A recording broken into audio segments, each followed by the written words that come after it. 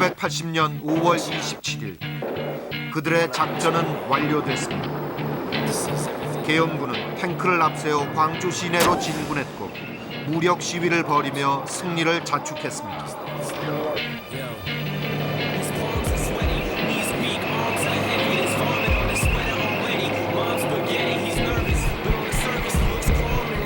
We had a very bitter fight. You had a bitter fight here. Yeah. They did fire back. They fired first. They fired first at you. How many casualties did your unit take? Right now we have 몇 명 죽었다. 지난 열흘간의 흔적을 지우려는 듯 그들은 도시 전체를 일제히 청소하고 나섰습니다.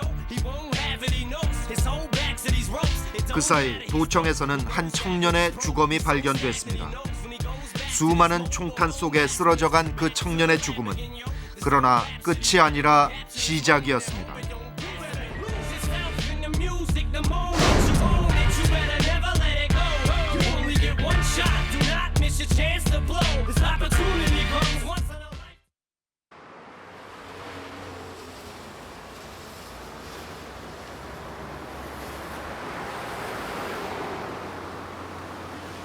여기 전남 도청을 중심으로 광주 민주항쟁이 있은 지 23년이 지났습니다.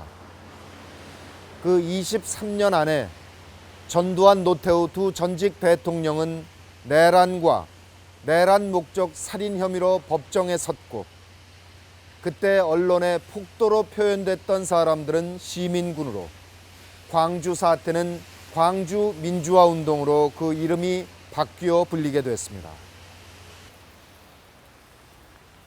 그러나 여전히 광주는 누가 발포 명령자였는지조차 밝혀내지 못한 채 그대로 우리 역사 속에 숙제로 남아 있습니다.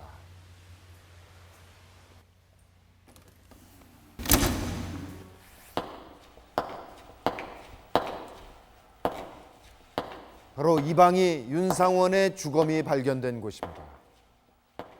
27일에 외신 기자들에게 이 현장이 공개됐을 때 계엄군들은 이곳에 이렇게 서 있었고 윤상원은 바로 이곳에 누워 있었습니다. 바로 그 전날 밤에 그는 죽을 줄 알지만 그래도 이곳에 끝까지 남아 싸우겠다고 얘기했다고 합니다. 그렇다면 그는 자신의 죽음을 통해서 우리에게 무엇을 얘기하고자 했던 것일까요? 윤상원의 주검이 처음 발견됐을 때 그를 알아보는 사람은 없었습니다. 주머니에서 나온 외신 기자들의 명함만이 그가 시민군 대변인 윤상원임을 짐작해 할 뿐이었습니다. Sean Park from KBS. Glad to meet you. Glad to see you. Please come on in. All right, thank you. I was the Asian. 우리는 그때 광주를 취재했던 한 외신 기자를 찾아갔습니다. All right. So it's all about the Gwangju uprising. Yes. Yeah. 아시안 월스트리트 저널의 노만 소프 기자. 초대 한국 특파원을 역임한 그는 광주 항쟁 열흘 동안 모두 12건의 기사를 썼습니다. 그는 5월 21일부터 27일까지 광주에 머물며 광주 항쟁의 전 과정을 취재했습니다.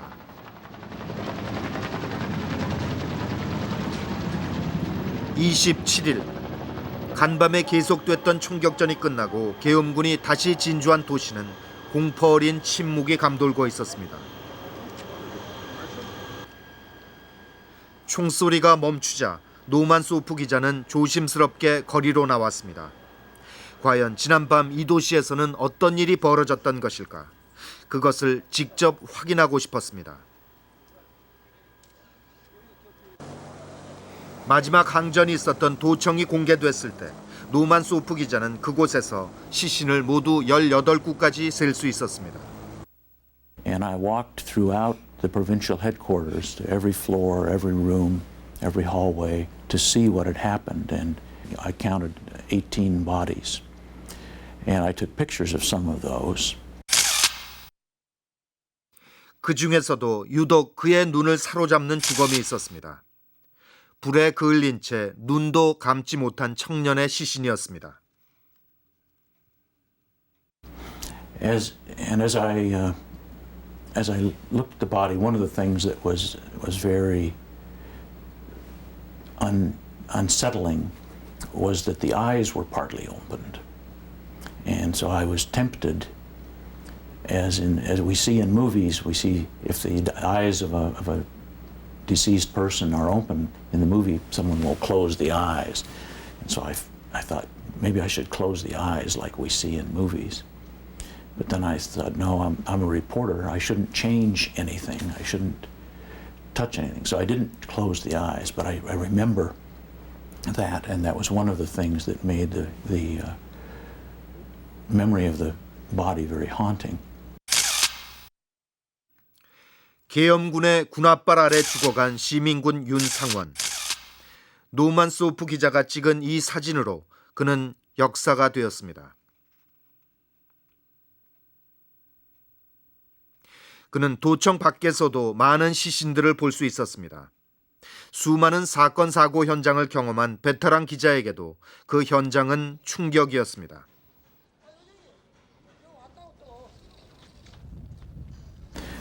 But after seeing these bodies and these terrible events, my mind was not clear to write a story. I felt somehow as though I had been made dirty by just seeing all this stuff. And so somehow or other, I went out to the edge of the city somewhere.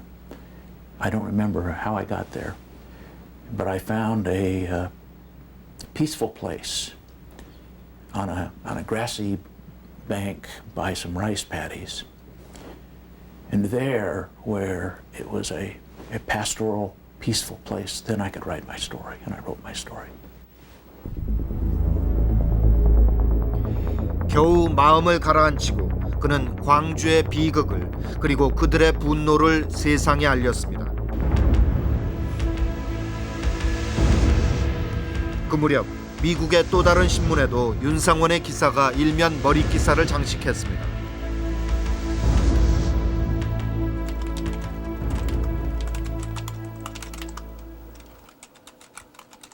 볼티모어 선지 서울 특파원을 역임한 브래들리 마틴 기자. 그는 5월 26일 하루 동안 광주에 있었습니다. 그 짧은 시간 동안 그는 기자 생활 중에서 가장 인상적인 인물을 만났다고 회고합니다. 5월 26일 마틴 기자 일행은 택시 기사의 도움으로 어렵사리 군사 경계선을 넘어서 광주 시내로 들어갑니다. We had seen the military situation. We had seen that there was a huge force waiting outside Gwangju, encircling Gwangju. So we went into the city, and as I recall, we drove around for a while, saw some people, and then went to the press conference. 브래들리 마틴 기자가 광주에 도착한 5월 26일. 그날 밤 계엄군이 들어온다는 최후 통첩이 내려진 가운데 윤상원은 외신 기자 회견을 갖습니다. And Mr. Yoon came into the room, and he was the one who was to give the press conference. And many people asked questions, and finally I was the one who said, well, sir, we came through the military lines, so we know that there is a really big force of military out there, and then when they come in, they will surely defeat you. So what are you going to do then? Are you going to surrender? And he said, he looked directly at me, and he said, we will fight to the end. 끝까지 싸우겠다고 다짐하는 윤상원은 차분한 인상이었다고 합니다. 그러나 마틴 기자는 그의 침착한 눈에서 죽음의 그림자를 발견합니다. And through this news conference, he looked mainly at me. I don't know why, but he kept looking at me, and so I got the full effect of looking into his eyes and seeing that vision of the future that I saw in his eyes. And that suggested to me that he felt that he would die very soon. And as you know, it stuck with me. 자신에게 다가올 죽음을 예감하며 윤상원은 그렇게 광주의 비극을 그리고 폭력의 야만성을 알리고 있었습니다.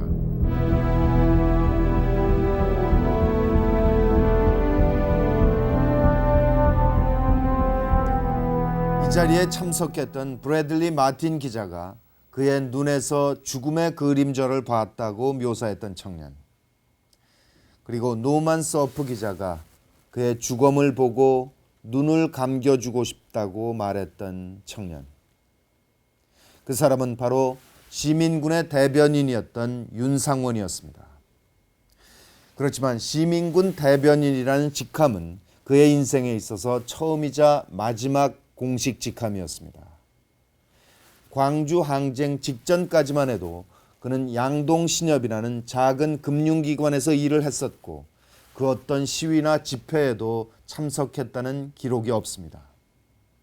그렇다면 언뜻 보기에 그저 평범한 청년이었던 그가 어떻게 항쟁의 중심에 서서 시민군의 대변인이라는 직함을 맡았던 것일까요?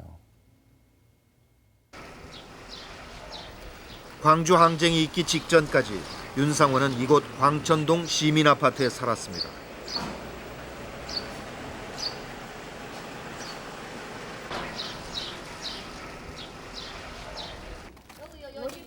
바로 이 집에서 두 동생과 함께 자취를 하던 가난한 집 마다들이었습니다. 동생들은 모두 공장에 다니며 공부하는 노동자였습니다. 지금은 다 사람들이 다 인력집을 다 고쳐갖고 살잖아요. 근데 이곳에서 생활하는 동안 윤상원은 가난한 노동자들을 위한 지역 자치운동을 펼쳐나갑니다. 아직도 이곳 시민아파트 단지 안에는 그가 아침마다 울리던 작은 종이 매달려 있습니다. 아침마다 이 종을 쳤나요? 예. 할 때. 살았을 때. 동민이 아빠 있을 때 찾았어. 아침마당 송지 매일 들어와서 다 씻고. 여기 마당 정우땡이라고 하나 그래. 없이 다 치고 닦고 줍고 그 양반이 그렇게 해서 애기들 듣고 가난한 집 애기들만 듣고 저 내 같아도 듣고 가서 뭐 과자도 삼이고 또 듣고 좋은 일 턱했어 그 양반이. 윤상원은 아파트 옆 작은 건물에서 야계 교사로도 활동했습니다.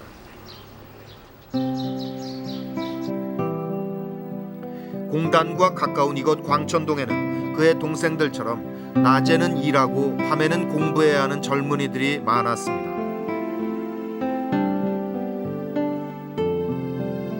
한문과 일반 사회가 그의 담당이었습니다.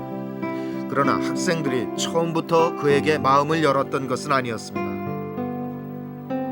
제가 사실은 이건 편집감인데 꼴통이었거든요, 완전.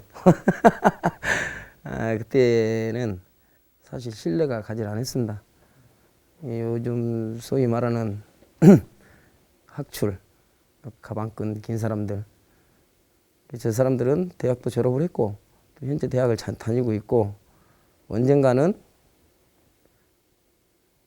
저희 노동자 곁을 떠나서 자기들 길을 갈 사람 이렇게 인식을 하고 있었으니까. 윤상원은 전남대 정치외교학과를 졸업했습니다. 7남매 중에서 유일하게 대학을 나온 그는 졸업하자 서울의 한 은행에 취직합니다. 다 시골 농촌 살림들이 어렵잖아요. 그러니까 상원이 바로 밑에 동생도 아마 야간고등학교 다니면서 자기가 벌어서 다녔고, 여동생도 그 여상고를 다녔는데 한미제관가 하는 곳에 가서 그 과자 많은 그런 노동을 하면서 다녔고, 그러니까 윤상원에 대한 기대라고 하는 건 집에서 엄청나게 컸죠.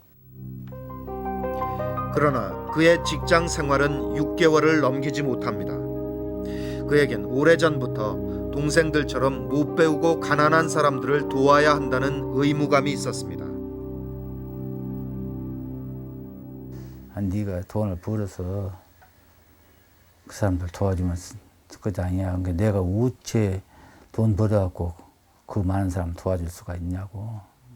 이건 제도적인 개혁을 해야 한다. 그 사람들이 자기 일한 만큼 몫을 찾을 수 있는 그런 것을 내가 해서 그 도움을 주게 해야겠다.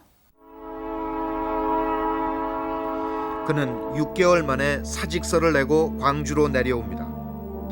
바로 그 인생의 중대한 갈림길에서 그는 차라리 홀가분하다 이렇게 적고 있습니다. 광주에 내려온 그는 이곳 시민아파트에 터를 잡는 한편 광천공단 플라스틱 공장의 절단부 직원으로 취직합니다. 그때만 해도 지식인들이 공장에 취업하는 일은 매우 드물었습니다.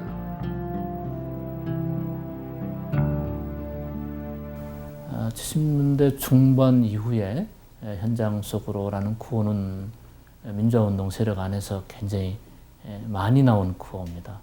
직접 뛰어드는 경우는 정말 극히 일부였고 드물었죠. 그렇기 때문에 광주 전남 지역에도 공장에 직접 들어가는 경우는 한두 명밖에 없었어요. 그만큼 결단을 요구하는 것이죠. 한 달 월급 43,200원. 그러나 그는 스스로 지식인의 한계를 뛰어넘는 노동자이길 원했습니다. 그렇게 노동자로 야학의 교사로 실천하는 삶을 살아가던 윤상원. 그에게 폭풍 같은 역사가 다가오고 있었습니다.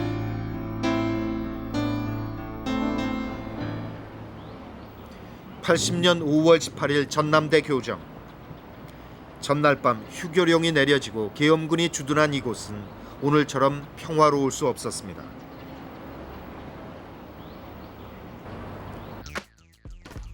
휴교령이 내려질 경우 오전 10시까지 정문 앞으로 모인다는 약속에 따라 학생들이 하나둘 모여들기 시작했습니다. 이때 학생들과 계엄군 사이에 첫 충돌이 빚어집니다. 이 일이 시작된 것입니다.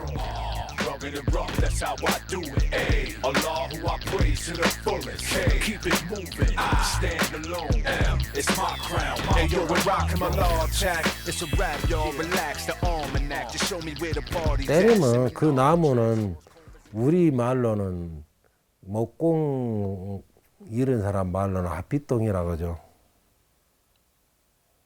앞빗동 깡깡한 나무 아주 강해요. 그것은 못을 박아도 안 들어간 나무예요. 얼른 말해서 철 내로 까는 나무 형태나 똑같다는 얘기죠. 그건데 얼마나 아프겠어요. 그러면 때리면 터지면 머리가 터지고 어작 나와버려. 오후 4시 공수부대가 투입됐습니다. 그들은 국군 최정예 특전사 제7공수여단이었습니다.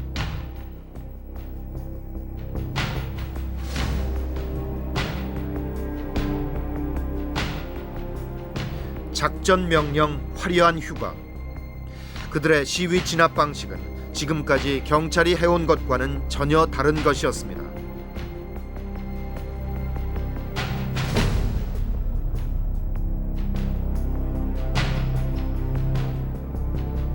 당시 광주지검이 작성한 검시 보고서에 따르면 시민들은 진압봉 등에 맞거나 칼에 찔려 숨져갔습니다. 시위 진압에 대검이 사용된 것입니다.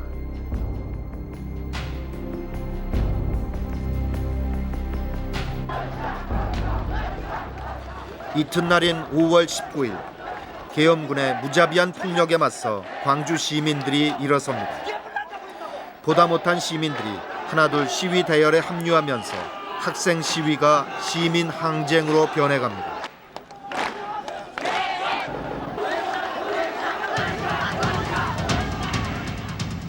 시민들의 저항이 거세지자 작전 지도차 광주에 내려왔던 이군 사령관 진종채 중장은 더욱 과감한 타격을 명령합니다.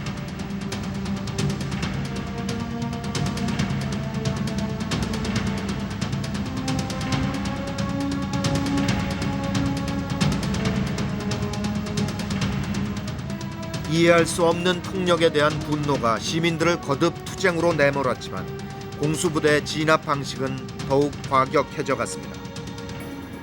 이런 상황에서도 방송과 신문은 사실을 보도하지 않고 있었습니다.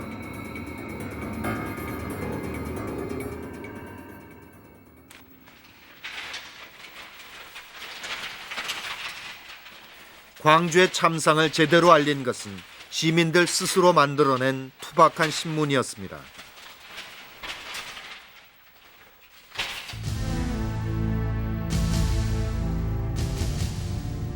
16절지 갱지에 등사한 이 투사회보는 날짜별 피해 상황을 가장 빠르게 알리고 혼란 속에서 광주 시민이 지켜야 할 행동 지침들을 전달하기도 했습니다. 이 투사회보를 만든 사람이 윤상원이었습니다.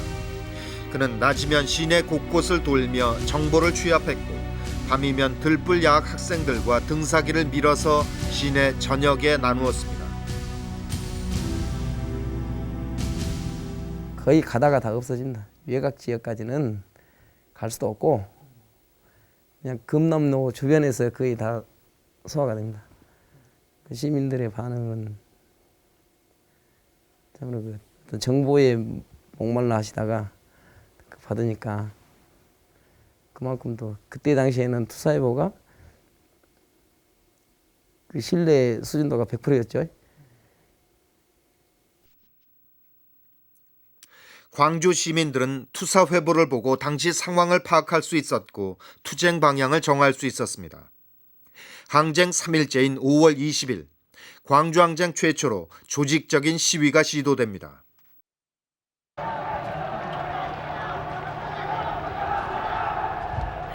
이른바 차량 시위. 택시 200여 대가 시작한 이 시위에 버스와 트럭이 합세하면서 20만 명으로 불어난 시위대가 일제히 도청을 향해 진격해 갔습니다. 택시와 버스 기사들은 자신의 전 재산을 계엄군 탱크 앞에 내던지며 지난 3일간의 울분을 토해내고 있었습니다.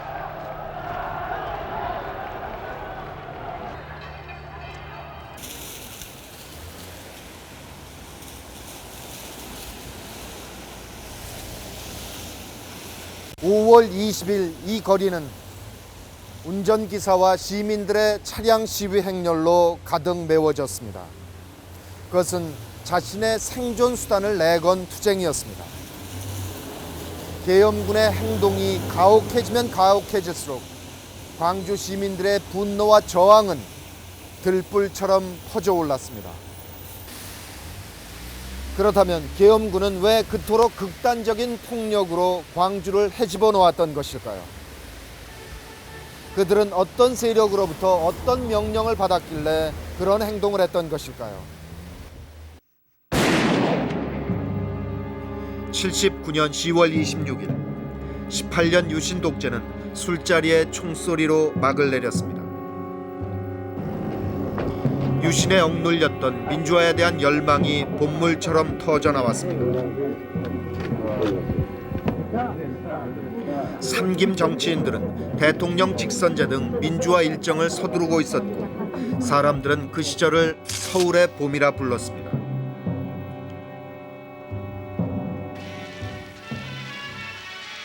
그러나 12월 12일 전두환 보안사령관을 중심으로 한 하나회 소속 정치 군인들은 군분의 반대파를 제거하면서 정권을 장악해 가고 있던 터였습니다.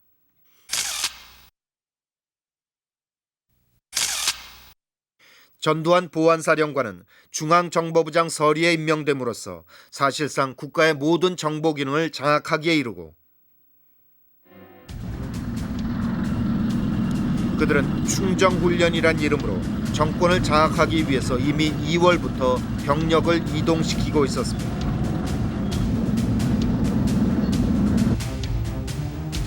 급기야 5월 17일 신군부는 전군 지휘관 회의를 소집합니다. 군단장급 이상 44명의 군 수뇌부가 모인 이 자리에서 비상계엄의 전국 확대를 발의합니다. 비상계엄 해제를 의결하지 못하도록 국회의사당은 무력으로 봉쇄했습니다.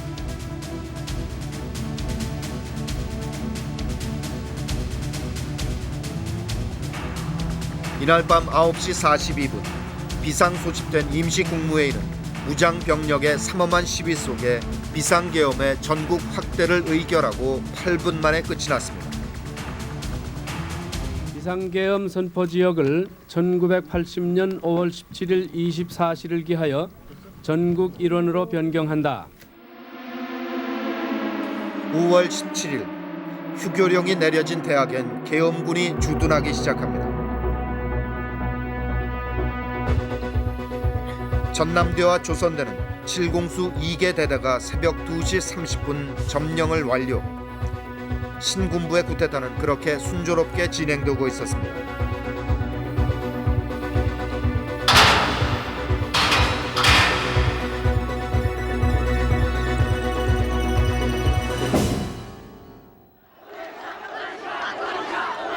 그렇게 신군부의 병력이 주둔하고 나흘째 되던 21일 아침, 광주역에서 발견된 두 구의 시체는 시민들을 더욱 격앙시켰습니다. 이날 금남로는 30만 인파로 메워졌고 결국 도청 앞 광장에서 시민들과 계엄군이 전면 대치하기에 이릅니다. 도청의 집결 최종 방어선을 구축하고 있는 계엄군은 시민들과 불과 5, 6m 거리에서 마주보고 있었습니다.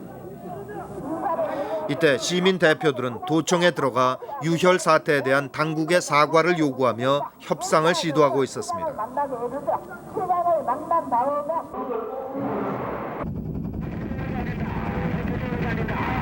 그러나 정당치 못한 절차를 거듭 밟아온 신군부는 여기서 멈출 수 없었습니다.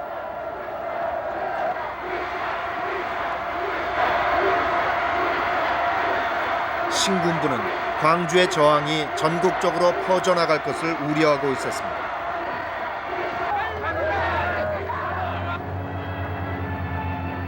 급기야 오후 1시, 애국가가 울려 퍼지는 가운데 일제히 사격이 시작됐습니다.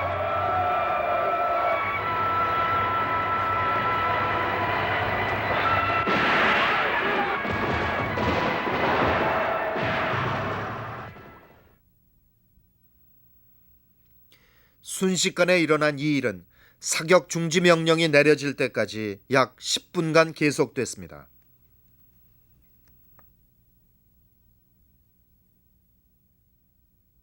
갑자기 옆에 사람들이 따락 소리가 나면서 사람들이 이렇게 쓰러지더라고요. 누군가 옆에서 저놈들 총 쏜다 그러더라고요. 그래서 뭐 총을 쏴야 되는데 방법이 없잖아요. 그래서 혼비백산해 가지고 그 옆 골목으로 충량로 쪽으로 도망을 갔죠. 국민이 참여한 우리나라 군대가 우리 시민을 향해서 총을 쏘아서 사람을 죽이리라고는 정말 상상도 못했죠. 시민들을 향한 집단 발포. 사태가 심각해지자 윤상원을 비롯한 젊은 운동가들은 시내 한 곳에 모여 대책을 논의하게 됩니다. 더 이상 중과부적이다. 그리고 만약에 이 사태가 진정이 된다 그러면 틀림없이 책임자 처벌을 할 테인데 그것을 할 수 있는 그러한 곳이 녹두서점을 중심으로 해서 했던 사람들이 주가 될 것이다. 이런 예상들을 하게 된 거죠. 그래서 일단 전부 피신하는 것이 좋겠다. 이런 결정을 내리고 윤상원 씨도 광천동으로 해가지고 시골로 내려가겠다. 윤상원도 광주를 떠나겠다고 했습니다. 그러나 거리로 나온 그의 눈앞에는 놀라운 일이 벌어지고 있었습니다. 시민들이 총을 들기 시작한 것입니다. 갑자기 그 지프차 있잖아요. 군용 지프차가 오고 막 총이랑 막 그 탄약을 싣고자 막 달마 싣고 차들이 막 들어오기 시작하는 거예요. 한 30여 분 쭉 보는데 한 120여 대가 이렇게 들어오더라고요. 이 정도면 우리 한번 해볼만 하지 않냐. 우리 한번 지켜야 되지 않냐. 이렇게 해서 방위 산업체인 아시아 자동차 공장에서 차량을 몰고 나온 시민들은 하순, 나주, 영광 등지에 무기고를 열고 총을 꺼내온 것입니다.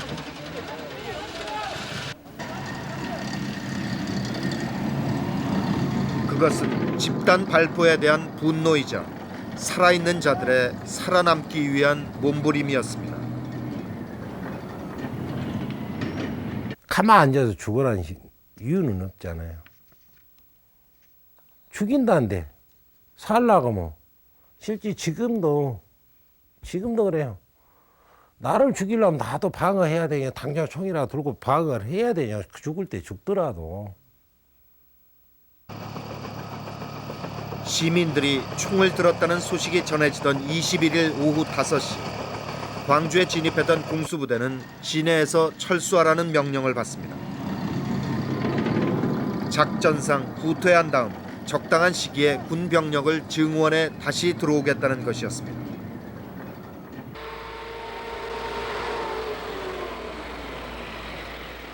계엄군이 물러간 광주는 이제 시민들의 도시가 됐습니다. 그날 밤 윤상원은 시민군이 되어 도청에 들어갑니다. 시민군이 도청을 접수한 것입니다.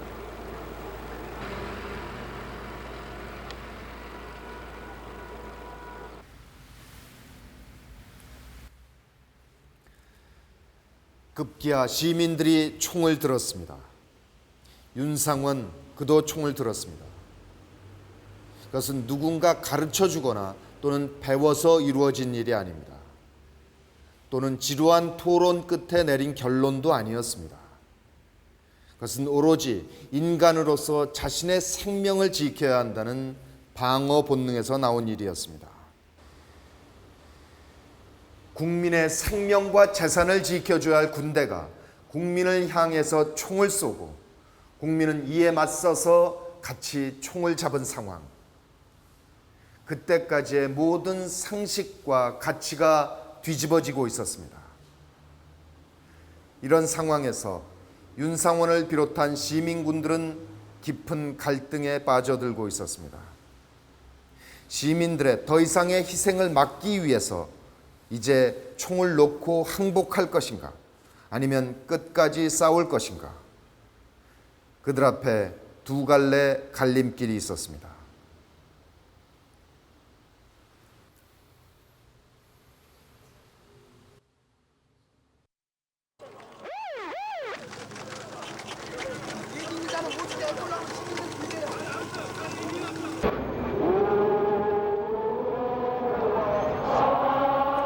시민군이 입성한 도청은 해방 광주의 심장부가 됐습니다.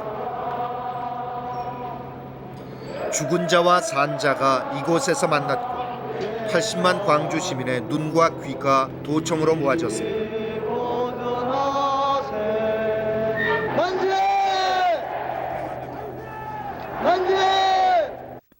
오늘 새벽 0시부터 새마을 열차 등 12개의 가끔 열차가 2리까지만 운행되고 있습니다.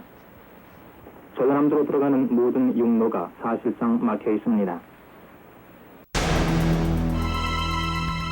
이때 시 외곽으로 퇴각한 공수부대는 항쟁의 확산을 막기 위해서 광주로 통하는 모든 진입로를 봉쇄하라는 명령을 받습니다.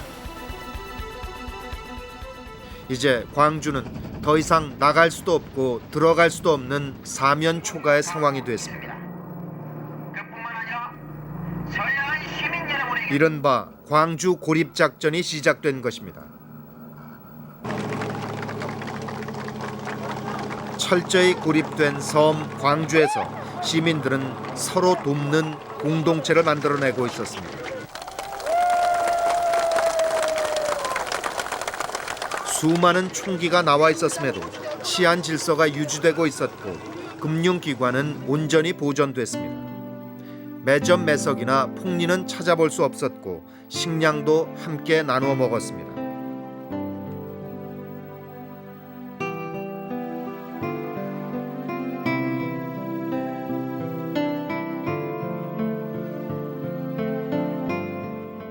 당시에는 그 돌멩이보다도 총이 더 많았거든요. 무기들이 많았는데 광주 시내 금은방이고 은행이고 한 곳도 피해를 본 곳이 없어요. 시민 모두가 평등하게 어우러진 세상.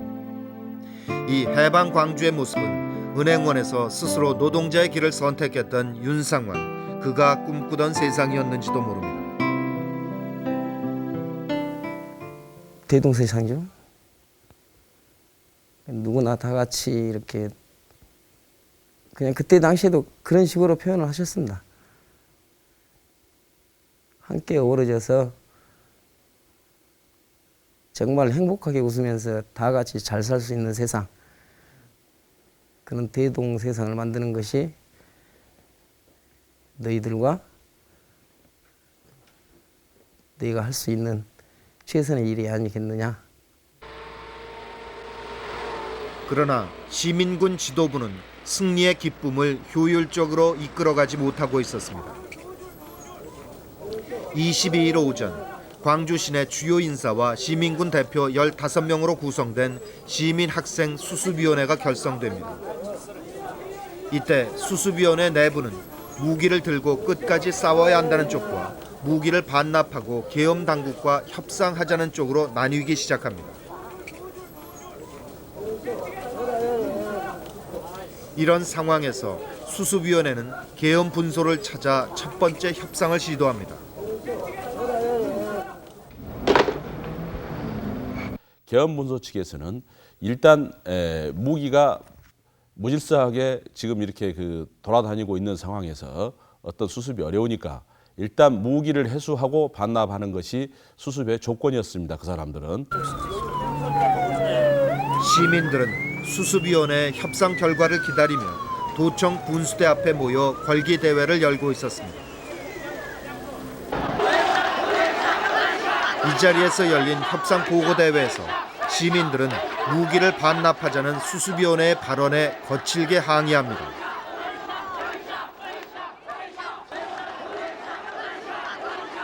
사람들이 예를 들면 더 이상 뭐 희생은 없어야 되고 그다음에 무기를 반납하자 이런 것에 대해서 다 찬성했는데 뭐랄까 무조건적인 예를 들면 광주 시민들의 희생에 대한 어떤 정부의 보상 없이 무조건적인 무기 반납하자 이런 것에 대해서 굉장히 반발이 있었어요. 걸기 대회가 열리는 분수대 주변에는 죽은 자들의 관이 즐비했습니다. 이 기막힌 죽음들에 대한 해명조차 없는 상황에서 무기를 반납할 수 없다는 것이 시민들의 주장이었습니다. 희생을 억제하며 지속되어야 합니다. 지금 치안 유지와 질서 회복을 위하여 대학별, 고고별 도청 앞 분수대 광장은 다시 결사항전을 다지는 열린 마당이 돼갔고 이 시민 걸기 대회를 이끌어간 이가 윤상원이었습니다. 사람들이 전부 다 어떻게 어찌할 바를 모르고 어떤 자기 나름대로 분노는 다 가지고 있지만은 그 분노를 어떻게 표출을 해야 되고 또 앞으로 이 상황을 어떻게 진행시켜야 할 것인가에 대해서는 굉장히 이제 혼돈스러운 상황이었습니다. 그런 상황에서 이제 그 상원 양 같은 경우가 어떤 뭐랄까요 가장 좀 여러 가지 상황도 다 많이 직접 이제 목격을 했고 좀 냉철한 판단을 했던 것 같습니다. 결국 윤상원은 도청 지도부의 상황실을 찾아갑니다. 좀 더 체계적이고 효율적인 투쟁 방식을 건의하기 위해서였습니다. 윤상원 씨는 그래죠. 지금 아마 무장한 시민군은 통제가 잘 되는 것 같은데 이런 식으로 가서는 안 된다. 대오를 정리하고 그리고 우리들의 요구하는 바를 정확히 저들에게 이야기를 해야 된다. 그리고 그러한 것들이 광주 시민과 전남 도민들의 요구하는 그런 요구 조건들이 충족되지 않는 한 도청을 비우거나 무기를 반환해서는 안 된다는 그런 식의 얘기였어요. 그래서 나도 윤상원 씨 하는 말에 공감을 했고 내 생각도 똑같은 생각이었기 때문에 계엄 당국은 계속해서 무기 반납을 종용하고 있었습니다. 난동자 여러분, 더 이상 주저마시고 무기와 탄약을 가지고 오늘 낮 12시까지 광주 국군통합병원 앞으로 오십시오. 본관이 지정한 시간 내에 무기를 본인이 직접 가지고 오는 경우 과거는 일체 불문에 붙일 것임을 밝히는 바입니다. 결국 무기는 반납되기 시작했습니다. 수습위원들의 주도 아래 22일부터 회수를 시작.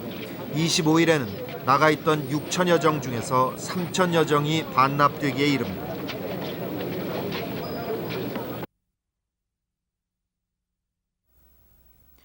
(21일) 오후에 무장에서 하루 만에 반납되기 시작한 무기들. 회수되는 무기들과 함께 시민군도 점차 해체될 조짐이 보입니다.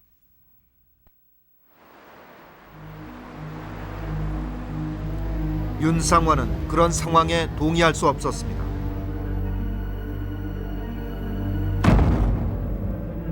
결국 25일 밤 10시 윤상환은 도청 지도부 내에 뜻을 같이 하는 사람들과 함께 새로운 항쟁 지도부를 탄생시킵니다. 이름하여 민주시민투쟁위원회. 무기를 반납하자는 것에 반대하는 새 지도부에서 윤상환의 직책은 대변인이었습니다. 다음 날 26일 아침 계엄군이 진압작전을 시작한다는 소식이 들려왔습니다. 광주의 제야 인사들은 계엄군의 진입을 저지하기 위해서 탱크에 맞서 맨몸으로 그들 앞으로 나아갔습니다. 죽음의 행진이었습니다.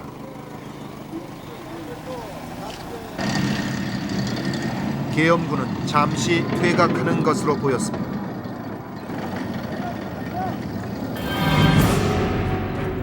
그러나 계엄군은 그날 밤 자정까지 무기를 반납하지 않으면 진압 작전을 실시한다는 최후 통첩을 보내옵니다.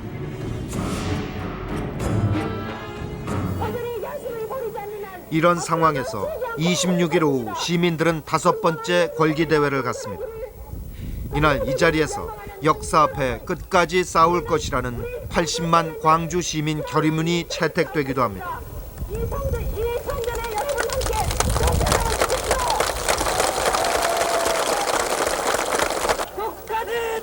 그러나 서서히 불안한 그림자가 드리워지고 있었습니다. 오늘 저녁 아니면 내일 새벽에 계엄군이 들어올 것 같다. 이 사실을 알렸죠. 그러니까 시민들이 숙연해졌습니다. 그러나 우리는 끝까지 여기를 지킬 것이다. 이런 이야기를 하고 일부 이제 시민들, 학생들을 앞세우고 시민들이 이렇게 가두 시위를 하고 돌아왔습니다. 돌아왔을 때 보니까 떠났을 때 수보다는 훨씬 줄어 있더라고요. 그러니까 그날 밤 계엄군이 들어온다는 얘기가 퍼지면서 시민들은 하나둘 흩어지기 시작합니다.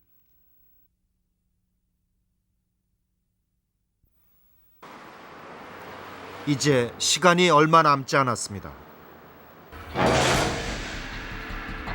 최종 시한을 눈앞에 둔 상황에서 도청 지도부 사이에는 격렬한 토론이 벌어집니다.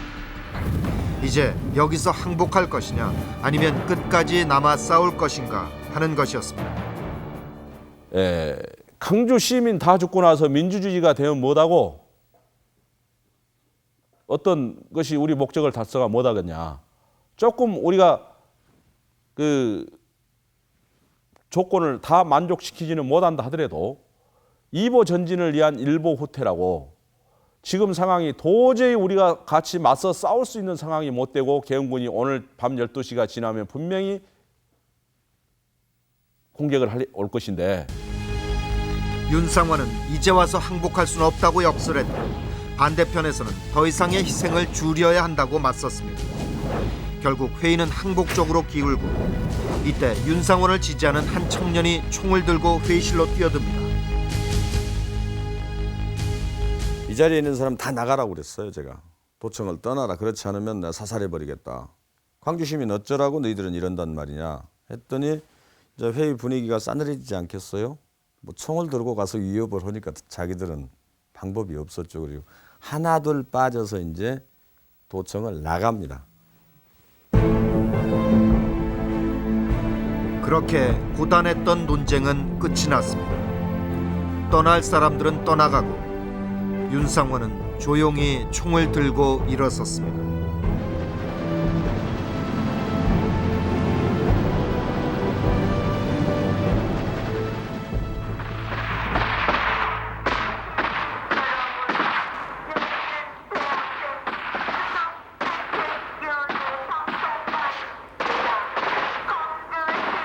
윤상원이 마지막 날 밤에 총을 들고 서 있던 곳입니다.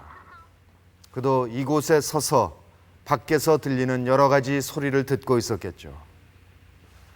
최후 통첩을 알리는 계엄군의 스피커 소리, 그리고 계엄군을 실어 나르는 헬기 소리, 그 공포를 이기지 못해서 시민군이 스스로 쏘아 올리는 공포탄 소리, 또 끝까지 싸우자고 독려하는 가냘픈 여성의 떨리는 목소리.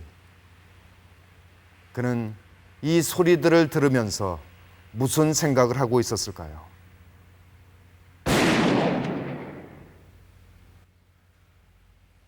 떠나보낼 사람들은 다 떠나보냈습니다. 이제 저 어둠 뒤에 계엄군이 진을 치고 있습니다. 언제 어디서 어떻게 총알이 나에게 날아올지 모릅니다.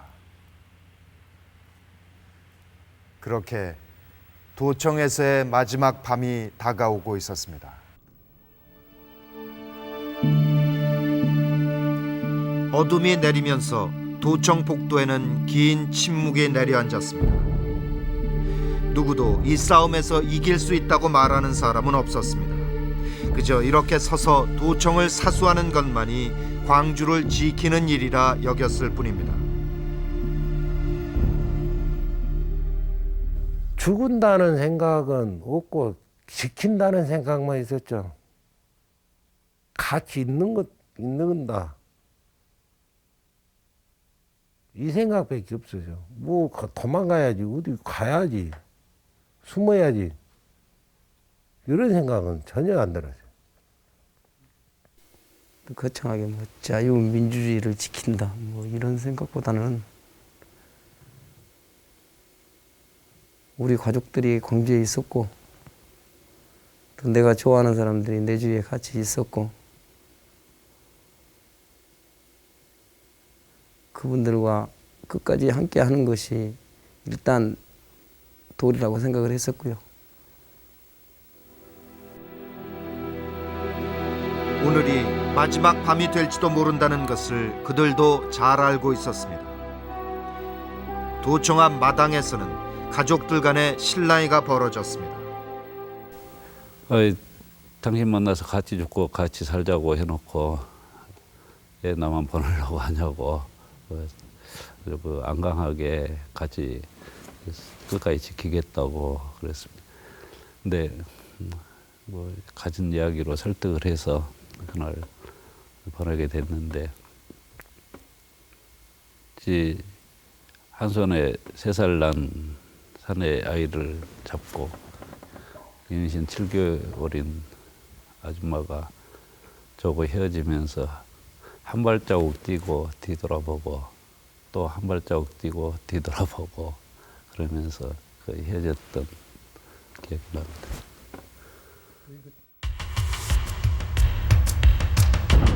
이때 삼공수 1대대는 도청 진압작전을 위한 예행 연습을 마치고 오후 6시 작전 준비를 끝냅니다. 그들은 M16 소총과 수류탄으로 완전 무장한 채 전투 태세에 들어갑니다.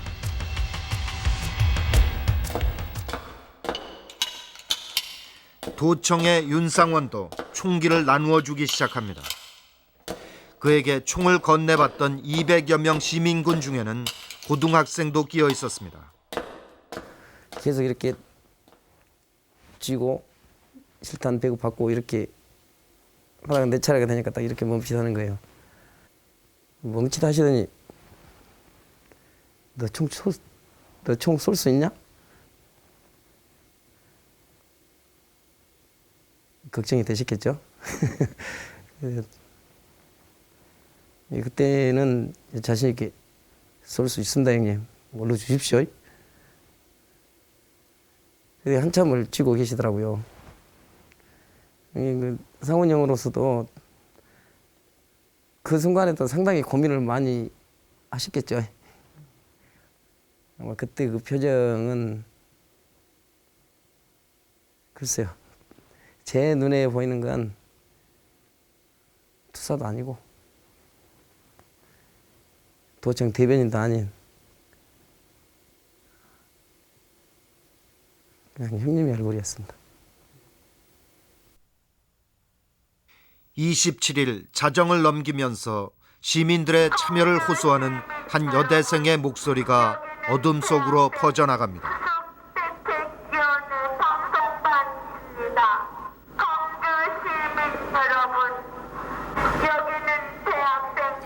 그 애절한 목소리를 들으며 광주 시민들은 뜬 눈으로 밤을 지새우고 있었습니다.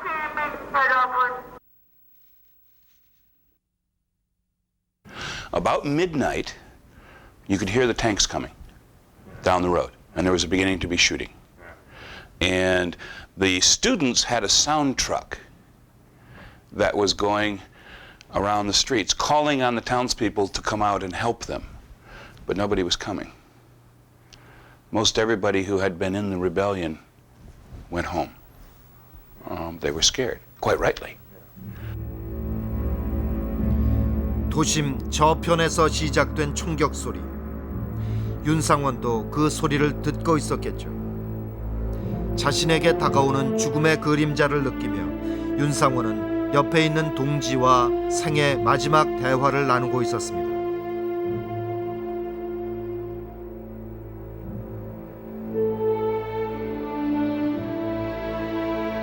몇 시간 후면은 죽을 수 있는 그런 거지만 윤상원 씨가 참 양현 씨 이승에서 참 고마웠었다고, 우리 저승에 가서 만나자고. 그러니까 저는 거기 가서도 학교가 있으면 학생운동하고 사회가 있으면 사회변혁운동 하자고. 그러니까 참 이 10일간이 너무 아름다운, 또 우리 세상에 태어나서 이런 10일간을 느끼고 가는 게, 경험하고 가는 게 우리로서는 복이 아니겠냐. 저승에 가서도 그런 일을 할 수 있으면 같이 친구가 돼서 그 나름대로 그 저승을 또 변혁 운동을 하자고 그렇게 다짐도 하고 그랬었습니다. 마침내 새벽 4시 도청 후문에 도착해 있던 삼공수 일대대는 일제히 공격을 개시합니다.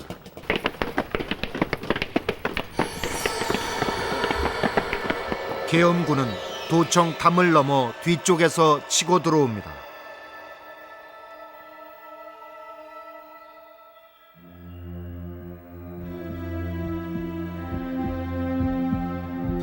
후방이 무너진다는 전가를 받고 윤상원이 방향을 바꾸어 방어태세에 들어가는 순간 그를 향해 방아쇠가 당겨집니다.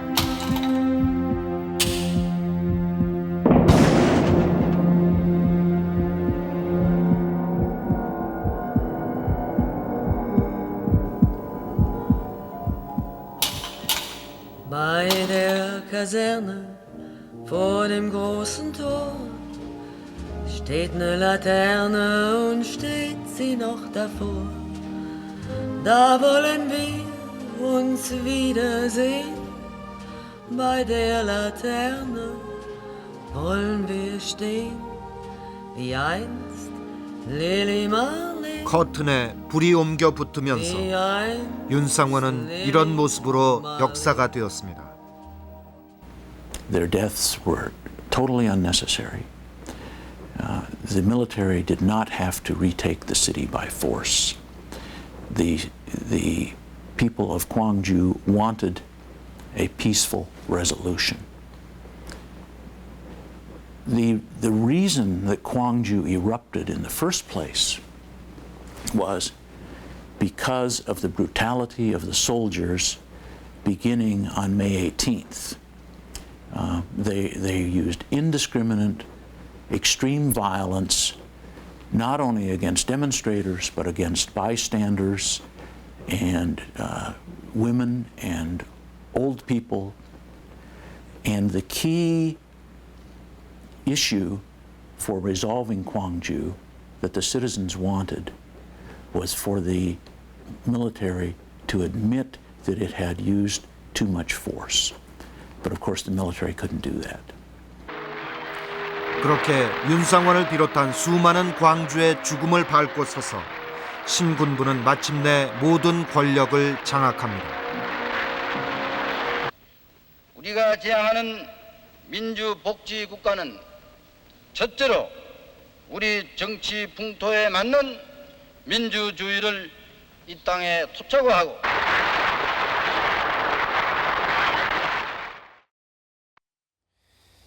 야만과 광기가 휘말아치던 그때 그들은 한 젊은이의 목숨을 앗아갔습니다.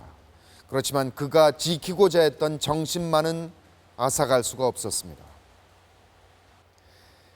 윤상원은 죽음으로써 폭력을 고발했고 그 어떤 폭력 앞에서도 결코 굴복하지 않는 숭고한 저항 정신이 있다는 사실을 우리에게 알려주었습니다. 그의 죽음 앞에서 군사 정권은 정당성을 주장할 수가 없었고 1980년 이후 한국의 민주주의는 그를 비롯한 광주 항쟁의 자양분으로 발전할 수 있었던 것입니다. 윤상원, 그는 비록 죽었지만 죽음으로써 이 땅의 민주주의와 역사의 진보를 믿는 여러 사람들에게 격려를 해주고 또 큰 힘으로 그들을 이끌어주고 있는 것입니다.